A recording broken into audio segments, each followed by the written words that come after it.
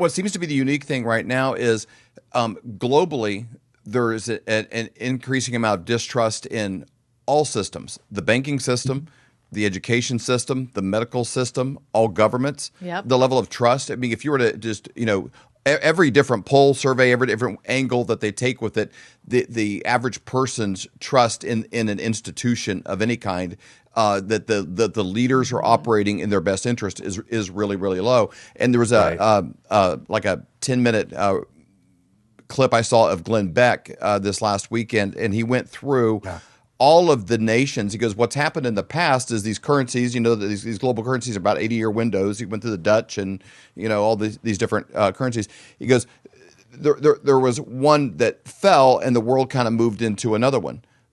But the problem is now every nation is in the exact same boat. While we can, lament, our own currency and what's happened with it, every other country is getting the same thing. And so it's currencies as a whole, that have been with this fiat currency has been, diluted so much, and the value dropped so much, and what people hold is worth so little that there's a flight to quality globally by every nation at the same time, without a rising currency of, hey, this country's solid, they're operating responsibly, we can lock onto that. There isn't that.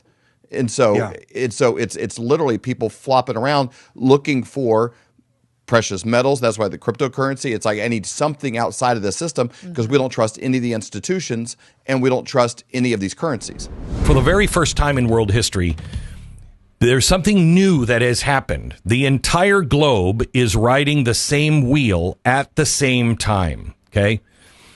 We're all in this debt cycle, and this has never happened before. The cycle always begins the same way. The first step in this debt cycle is discipline. Discipline equals prosperity, okay? It goes right into prosperity, and every great empire starts with discipline. Rome did, rebuilding after all the wars with strict budgets and silver coinage and land reforms. It helped restore the battered middle class. Dutch Republic did the same thing. They invented modern finance while keeping spending in check, turning a swamp into the world's largest trading hub. Then the British Empire did it. After the Glorious Revolution, it brought fiscal stability and a gold-backed pound that the world trusted for over 200 years. When that fell, America did it. After World War II, our debts were manageable, our currency was solid, we were backed by gold, our productivity was unmatched, and we prospered. That's stage one, discipline into prosperity. And prosperity, if not guarded, always leads to the second stage, complacency into excess. Okay? So success creates this fatal illusion. The moment, that where we all look at each other and go like, this is great. It's going to be like this forever. It's always been like this and it'll always be like that. Rome began borrowing heavily to pay for endless bread and circuses.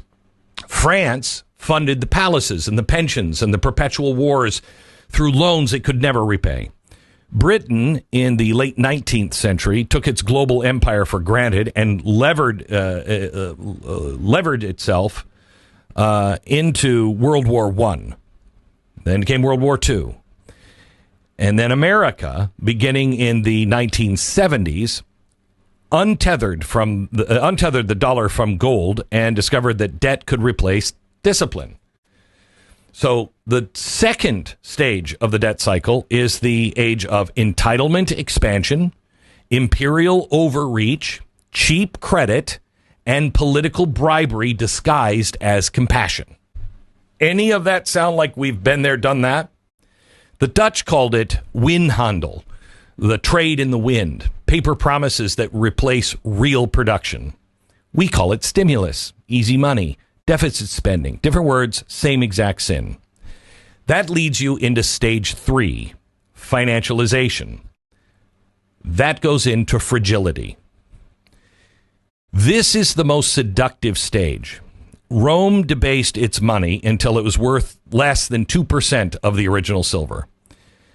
The Byzantines watered down their unshakable dollar, if you will, and confidence collapsed. France printed their money, backed by land until they were worth less and used as wallpaper. Weimar Germany did the same thing. They destroyed 1,000 years of savings in 18 months.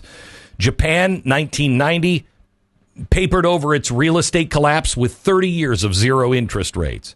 And America, after 2008, discovered this intoxicating illusion started by George W. Bush. I can violate the free market system to save the free market system. That's quantitative easing.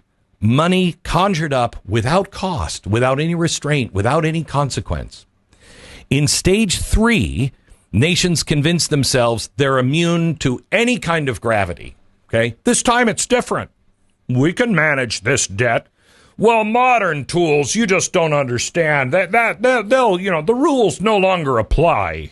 You don't understand. Really, you don't understand. The old rules always apply because math is math. And stage 3 always ends exactly the same way wherever it's tried. The markets no longer trust the promises they're being fed, which leads us into stage 4, the breaking point. Every empire eventually reaches a moment where its debts cannot be serviced. They can't be inflated away quietly. They can't be rolled over without consequence. Rome reached it when they froze prices and shattered the last productive parts of its economy. France reached it in 1788 when it can no longer borrow. And that whole thing, came to a head. Britain reached it in 1931 when it abandoned the gold standard. Weimar reached it when inflation ate the soul of the nation and extremism took over. Japan reached it when its bond market effectively became nationalized, propped up by its own central bank. And right now, America, Europe, China, Japan, and every other major power, listen to this carefully, have all hit stage 4 at the same time. Never before in human history has this happened. The bond markets are shaking. The currencies are all volatile.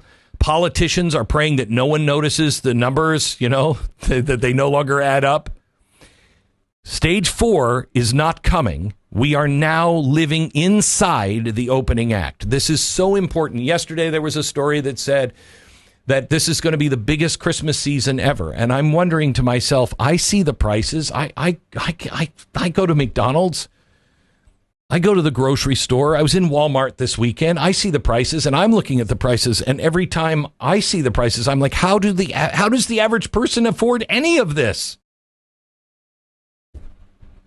And yet we're spending, and I don't understand it. And I fear that we are doing what the government is doing. We're just spending because we think we can get out of it. Then comes stage 5. It's called the reset. Every debt system ends in one of 3 ways. They inflate the money so they can pay off the debt, and that's just an absolute wipeout. Weimar Republic did it, France did it, Rome did it, just a wipeout. Then there's a hard default and political upheaval. Russia did that in 1917. Argentina did it over and over again. War leading to a new monetary order. That's another one. The Napoleonic Wars, the British gold standard, World War II, Bretton Woods, all of that. But there is always a reset, always a new order that is born from the ashes of the old. And here's what makes this moment unprecedented. Rome collapsed by itself. France collapsed alone. Weimar collapsed by itself. Britain declined while America rose. It was always one country coming down and another country coming up. This time, all countries on both sides, the free world and the not so free world, there's no one rising. China is drowning in its local government debt. It's never going to say this, but it's a paper tiger. Europe is fractured and coming apart at the seams. Japan, demographic time bomb. America is politically frozen and insolvent fiscally. So for the very first time in world history, every major civilization has reached its peak of the debt cycle. This time, all at the same moment. No one's coming up. So what does that mean? Well, for the very first time in human history, it means when it arrives, it's not going to be regional. It will be global. It's not going to be slow. It'll be systemic. It'll be everywhere. Now, the hope the history books don't tell, and nobody in the media will tell you this, is with every one of those resets, every collapse, every crisis, it created the conditions for renewal. Rome, its fall, opened the door for a new Christian civilization. France, the revolution there, birthed the modern nation state. Britain's decline cleared the space for America's rise. The devastation of World War II led to the great expansion of prosperity, the greatest that the world has ever seen. So the next chapter is not written. What happens to us is not written. And whether we rise or fall from what's coming depends not on Washington, not on Wall Street, but on us in our homes and our families and our churches and our communities. The debt cycle is not prophecy. It is a warning.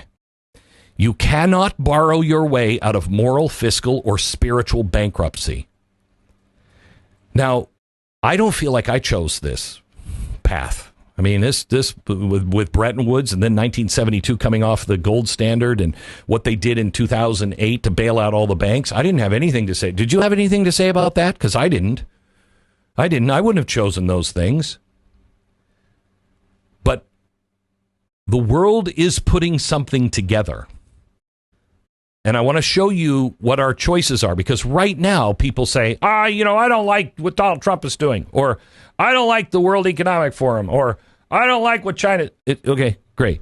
But I want you to know it's going to be one of these systems because it's being built. It always happens. When one is coming down, some new system, usually a country, but not a country this time, a new system begins to rise. And it happens before the fall. I watched that video from Glenn Beck. It was amazing. I think everybody should watch it because it was a walk through history on what happens when nations die. Not a nation state as itself, but the nation's currency, right? Mm-hmm. And, that image of the evaporating dollar on that thumbnail that was just up there, that's exactly what happens. Mm-hmm. People lose confidence in the money. When they lose confidence in the money, which is what makes the world go around. It's like, you can say, I don't love money. It's like, yeah, but you need it every single day when you go to the grocery store. Mm-hmm. When it erodes, you don't have to love it, but when it erodes and you don't have it, you'll realize this is what makes the world go around. And society after society, when you've got mismanagement of their central bank and erosion, see, people don't like taxes. Inflation is the biggest hidden tax in the world. How do you protect yourself from that? Allocate into something that goes up with inflation. This is why we've been shouting from the rooftops on this program for years, the tangible assets like gold and silver are so good because of what Glenn Beck is saying is absolutely 100% accurate. And then to find something it's up 102% this year in 2025. I mean, that is... It's unbelievable to have two things at one time, like you said a minute ago, this the safety of it and the high growth potential. Mm-hmm. That's like you're dating and you find somebody that's a supermodel that real passion is cooking. It's like, man, you got like everything all in one deal. That's unbelievable. Everyone is talking about this. The one thing that's very important part of my portfolio all these years is gold. As gold hit all-time highs already this year. And get a free info kit on gold today. It's called silver. Gold coin. And though we are thrilled that everyone is talking about investing in precious metals, a lot of these 1-800 numbers will make you feel like just another transaction. That's why it's crucial to work with a person, not a faceless institution, when it comes to your finances. You deserve to be treated like family, not just another number. Dr. Kirk Elliott, who we've known for over 25 years, he doesn't just sell gold and silver. He offers trust, care, and a personal touch that an impersonal institution could never match. So when it comes to securing your financial future, don't just call a company, call a person. Call Dr. Kirk Elliott at 720-605-3900 or visit flyovergold.com to learn more.